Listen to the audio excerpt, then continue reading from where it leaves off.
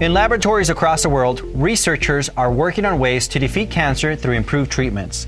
The University of Arizona Cancer Center is home to several of those labs pursuing a cure for many types of cancer. Arizona's Cancer Prevention and Control Program pulls together scientists from different disciplines. They're trying to reduce the number of new cancer cases because the easiest way to beat cancer is to never have it.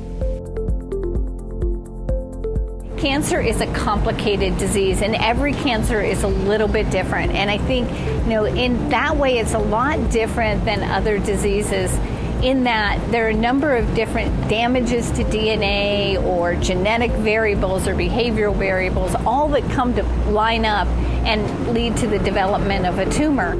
If you think about cancer, it's something that happens over many, many decades. And so there's lots of opportunity along the way to intervene and improve people's health and hopefully improve their outcome. We have a very highly diverse membership in our program. We can work together to make sure we use the cutting-edge technologies for our research studies. Lifestyle choices like smoking, exercise, and diet can have a major impact on cancer prevention. Health choices can also be a positive force for longevity in cancer survivors. We have close to 20 million survivors of cancer in America, so it's not an issue of whether people survive cancer. Many people do. Now, certainly some cancers are more survivable than others, but what we do know is people who enter that cancer diagnosis having been healthier in terms of their eating and physical activity and, overall health tend to have better prognosis, tend to have lower risk of recurring from that disease. Dr. Thompson says a healthy diet is like a low dose of chemotherapy every day. That means eating more veggies, especially those that are dark green and dark orange. An unhealthy diet that's high in saturated fats and low in fiber could open the door for cancer to develop. It's estimated that about 30 to 35% of cancers are influenced by what we eat. Probably another 20% that are influenced by our physical activity. We know that obesity is now linked to 11 different cancers. So if we keep going at the rate we're going, we're going to see a lot more cancer in our lifetime. Genetics are a risk factor that can't be controlled, but if biomarkers can be discovered, it can be easier to forecast who might get cancer.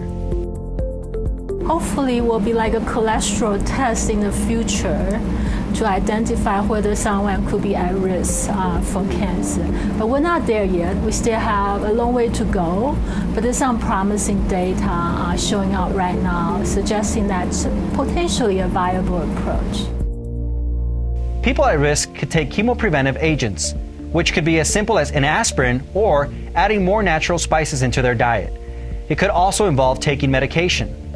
The key to unlocking the missing information is conducting more clinical studies on a broad scope.